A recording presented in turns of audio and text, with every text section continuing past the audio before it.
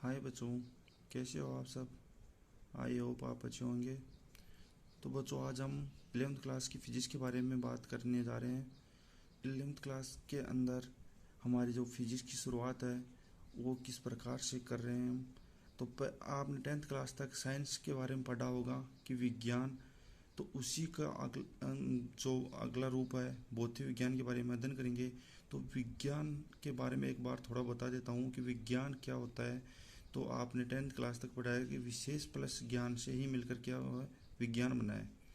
तो विज्ञान क्या होता है, विशेष ज्ञान ही विज्ञान कहलाता है, यानी किसी चीज़ को जानना है, जानने की इच्छा रखना।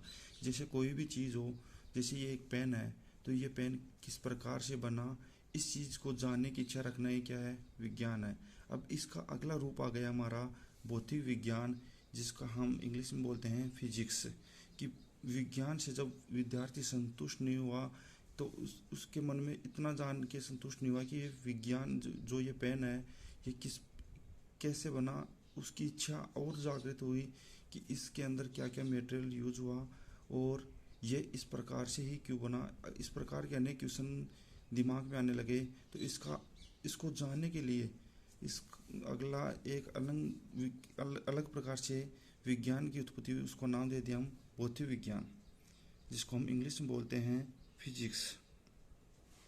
तो भौतिक विज्ञान क्या होती है दोस्तों, कि विज्ञान की वह शाखा, यानी कि एक विज्ञान की ही यह शाखा होती है कि विज्ञान की वह शाखा जिसमें प्रकृति व प्राकृतिक परिवर्तनों का अध्ययन किया जाता है। यानी प्रकृति में जो भी परिवर्तन होते हैं, कि यानी कि प्रकृति के अंदर जो भी घटनाएं घटित होती हैं उनके बारे में विस्तृत रूप से अध्ययन करना ही भौतिक विज्ञान कहलाता है। जैसे बादलों का बनना, वर्षा का होना, चंद्र तथा सूर्य ग्रहण होना। कि अब हमारे दिमाग में, बच्चों के दिमाग में आ जाता है कि यार बादल किस प्रकार से बन रहे हैं। तो इसका अध्ययन किसके अंदर करेंगे हम, भौतिक विज्ञान के अंदर करने वाले हैं। और जैसे वर्षा का होना, कि वर्षा क्यों होती है, किस प्रकार से होती है, ये ना हो तो क्या होगा, इस प्रकार से। और चंद्र तथा सूर्य ग्रहण, यानी कि चंद्र और सूर्य ग्रहण किस प्रकार से होता है और ये नहीं होगा तो क्या होगा। इस प्रकार के अनेक क्वेश्चन जो हमारे दिमाग में आते हैं उनका हम जवाब हमें कहाँ मिलता है, भौतिक विज्ञान के अंदर मिलता है। अब बात करते हैं कि भौतिक विज्ञान यानी कि फिजिक्स आगे चलकर दो भागों में बट रही है। यानी कि फिजिक्स हमारी आगे चलकर दो भागों में बट रही है। यानी कि विद्यार्थी का जो दिमाग है यहाँ तक भी संतुष्ट नहीं हुआ, आगे चलकर भी इस भौतिक विज्ञान को दो भागों में बांट दिया।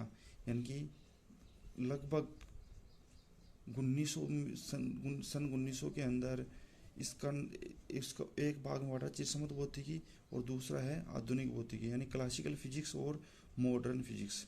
यानी कि चिरसम्मत भौतिकी और आधुनिक भौतिकी, जिसको हम इंग्लिश में बोलते हैं आधुनिक भौतिकी को मॉडर्न फिजिक्स। यानी कि जैसे ज़माना ही मॉडर्न आ गया वैसे वैसे विज्ञान को भी नाम दे दिया मॉडर्न फिजिक्स। तो क्लासिकल फिजिक्स कौन कौन सी हैं, पहली आती है यांत्रिकी और दूसरी है हमारी उष्मागतिकी, तीसरी है प्रकाशिकी, चौथी है तरंग गतिकी और पांचवी है विद्युत क्षेत्र व चुंबकीय क्षेत्र। यानी कि चिरसम्मत भौतिकी के अंदर हम इनके बारे में अध्ययन करने वाले हैं, यांत्रिकी, उष्मागतिकी, प्रकाशिकी, तरंग गतिकी, विद्युत चुंबकीय व चुंबकीय विद्युत क्षेत्र एवं चुंबकीय क्षेत्र के बारे में। किसके अंदर अध्ययन करेंगे बच्चों, चिरसम्मत भौतिकी में। और अब हम बात करते हैं आधुनिक भौतिकी, यानी कि आधुनिक भौतिकी के अंदर किस प्रकार की फिजिक्स के बारे में अध्ययन करने वाले हैं, यानी कि मॉडर्न फिजिक्स के अंदर।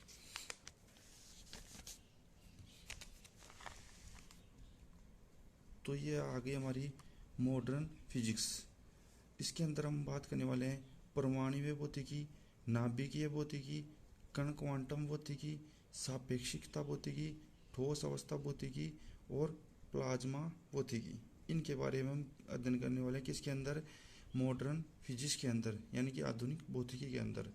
तो अब बात करते हैं भौतिक विज्ञान के अंदर कुछ, हम भौतिक विज्ञान में हम राशियों के बारे में अध्ययन करने वाले हैं कि भौतिक राशियाँ क्या होती हैं और हम इनके बारे में आगे चलकर इनके मात्रक वगैरह के बारे में, विमा के बारे में अध्ययन करने वाले हैं।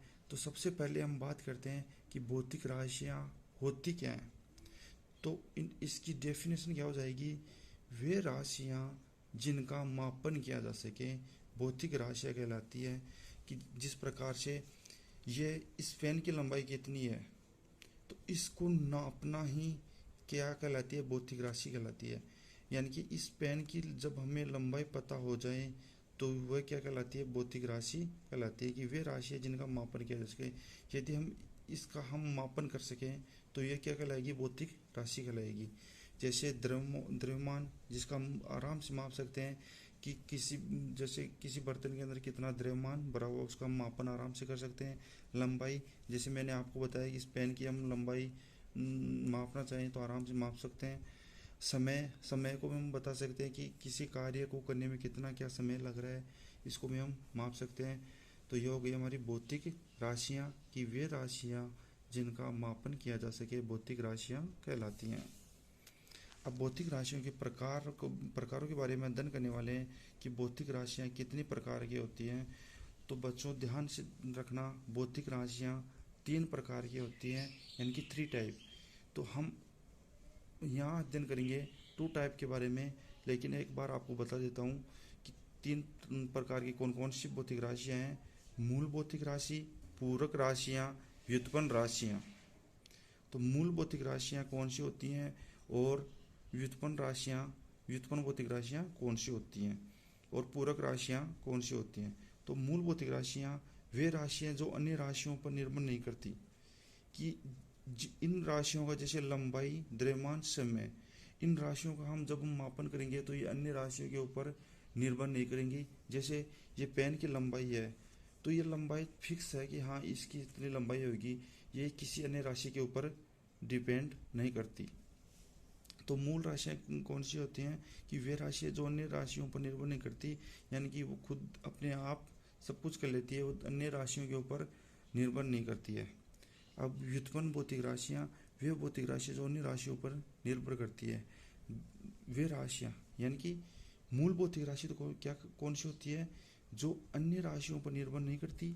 और व्युत्पन्न भौतिक राशियाँ जो अन्य राशियों पर निर्भर करें, व्युत्पन्न भौतिक राशियाँ कहलाती हैं। जैसे चाल बराबर क्या होता है, चाल बराबर दूरी बटावा समय, और बल और कार्य, ये सब राशियाँ हैं वो अन्य राशियों पर निर्भर करती हैं। चाल बराबर दूरी बटाओ समय, यानी कि चाल है वो दूरी और समय दोनों पर निर्भर कर रहा है। तो ये क्या है, हो गई हमारी अन्य राशियों पर निर्भर कर रही है। तो चाल बराबर क्या होता है, दूरी बटावा समय। ये हो गया दोस्तों हमारी भौतिक राशि क्या होती है, भौतिक राशियों के प्रकारों के बारे में, कि भौतिक राशियाँ कितनी प्रकार की होती हैं। एक बार आप फिर से देख लीजिएगा, आराम से नोट्स बना लीजिएगा। ये हमारी है 11th क्लास की फिजिक्स की हम शुरुआत करें यहाँ से। तो 11th क्लास की फिजिक्स आज से संपूर्ण नोट्स आपको आराम से मिलेंगे। ध्यानपूर्वक देख लीजिए, इस प्रकार से ऐसे कैसे आप नोट्स बना लीजिए और अच्छे से इसको आपके नोटबुक में उतार लेना। ये मॉडर्न फिजिक्स, यानी कि जिस प्रकार से मॉडर्न ज़माना आ गया तो इसको नाम दे दिया मॉडर्न फिजिक्स, आधुनिक भौतिकी। इस प्रकार से याद रख सकते हो आप। भौतिक राशियाँ क्या होती हैं, वे राशियाँ जिनका मापन किया जा सकता है। जैसे लंबाई, द्रव्यमान, समय, यानी कि हम लंबाई का भी आराम से मापन कर सकते हैं और द्रव्यमान का भी और समय का भी। जैसे लंबाई का किन किन पद्धतियों में, वो तो आगे चल के हम बात करेंगे, जैसे मात्रक पद्धति पढ़ेंगे उस समय बात करने वाले हैं। अब हम बात करते हैं कि भौतिक राशियों के प्रकारों के बारे में। तो ये देख लीजिए बच्चों कि भौतिक राशियाँ 3 प्रकार की होती हैं। मूलतः हम 2 प्रकार की भौतिक राशियों के बारे में हम यहाँ अध्ययन करने वाले हैं। पहली मूल भौतिक राशि और दूसरी व्युत्पन्न भौतिक राशि। ध्यान रखना, 2 प्रकार की राशियों के बारे में अध्ययन करेंगे। यहाँ पर हम मूल भौतिक राशि यानी कि वे राशियाँ जो अन्य राशियों पर निर्भर नहीं करें, यानी कि वो किसी दूसरे के ऊपर निर्भर नहीं है। जैसे हमारे ऊपर देख लो कि हम जैसे कोई सर्विस में लग जाए और वो किसी दूसरे के ऊपर, जैसे अभी आप बच्चे हो तो आप अपने घर वालों के ऊपर निर्भर कर रहे हो कि पैसे वगैरह भी लेने पड़ते हैं घर वालों से, पढ़ने के लिए फीस जमा करानी पड़ती है, किराए के लिए लेने पड़ते हैं। लेकिन जब आप सर्विस में लग जाओगे तो आप खुद के दूसरों के ऊपर निर्भर नहीं करोगे, यानी खुद के ऊपर आप खुद का काम खुद कर लोगे। तो वो तो क्या किसके अंदर आएगा, मूल भौतिक राशि के अंदर। और व्युत्पन्न भौतिक राशियाँ अभी आप किसके अंदर आ रही हो, व्युत्पन्न भौतिक राशियों के अंदर, यानी कि आप अन्य के ऊपर निर्भर कर रहे हो। तो इस प्रकार से आप फिजिक्स को है ना, जितना आप अपने ऊपर जीवन के अंदर जो घटनाएं घटित हो रही हैं उसके थ्रू समझोगे तो अच्छे से समझ में आएगा आपको। तो आज के लिए इतना ही। कल हम बात करेंगे मात्रक के बारे में।